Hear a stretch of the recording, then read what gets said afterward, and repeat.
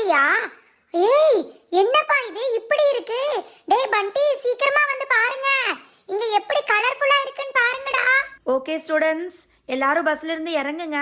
நான் இன்னைக்கு சர்ப்ரைஸான ஒரு பிளேஸ்க்கு போறேன்னு சொன்னேன் இல்லையா?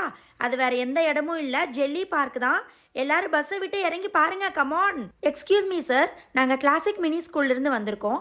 ஆன்லைன்லேயே டிக்கெட்ஸ் புக் பண்ணியிருக்கோம் சார். ஸோ இப்போ உள்ளே போகலாமா? Welcome ma'am, welcome to jelly park. நீங்க தான் கிளாசிக் மினி ஸ்கூல்ல இருந்து வந்திருக்கீங்களா? உங்களுக்கு 100 டிக்கெட்ஸ் புக் பண்ணிருக்காங்க. ஸோ 100 ஸ்டூடெண்ட்ஸ் வரைக்கும் உள்ள போய்க்கலாம் மேம்.